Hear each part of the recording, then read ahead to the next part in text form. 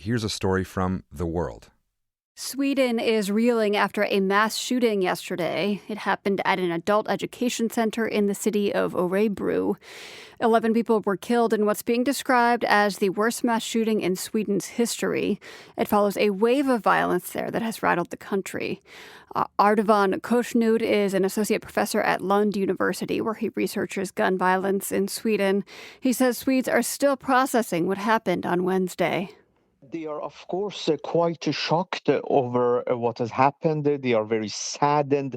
There is a huge dark cloud over the Swedish society, and people are quite nervous over what the police investigation will show and how that will affect the society in the future. And with that, I mean, what kind of a motive the offender had when he conducted this attack. People are a little bit nervous over what the investigation will show. Sweden, as I mentioned, has seen a number of violent incidents lately. Just last week, there was the killing of a man who was being sentenced for burning a Quran. There have been other incidences of gang violence in recent weeks as well. What is going on here? So during the last decade, or the last 2 decades at least, Sweden has had major issues with gang violence and criminal networks. And this has contributed to Sweden having major issues with firearm-related violence as well as explosive violence. And by explosive violence, you mean bombs, grenades, things like that? Exactly. Hand grenades, homemade bombs, mostly, precisely.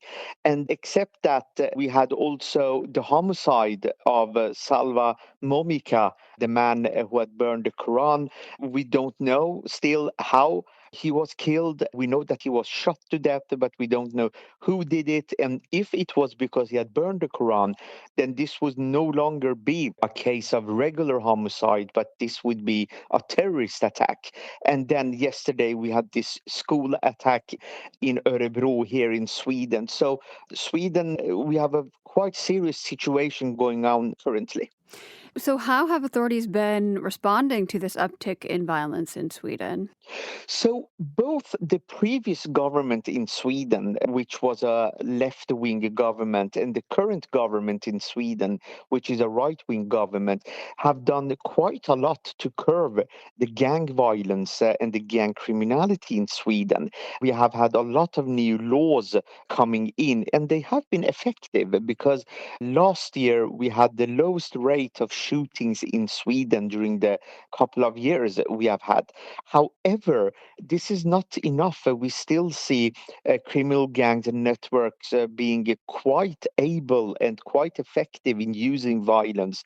And one major problem we are witnessing in Sweden today is that many of the offenders are children or very young individuals, where Sweden has very strong laws to protect them, which makes it very difficult for the police to work.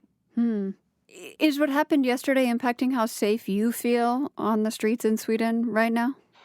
I think that the majority of the individuals living in Sweden feel quite safe on the streets. However, both the government as well as governmental agencies like the police have over and over stated that when you are out of your house, when you're out on the streets, be aware of your surroundings. If you hear any shootings, if you hear an explosion, try to hide, because we have had several incidents during the past years where fully innocent individuals, not having anything to do with criminal gangs and criminal networks, have either been killed or been severely injured because they have been in a wrong place at the wrong time.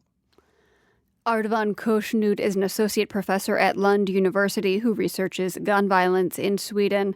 He joined us from the city of Malmö.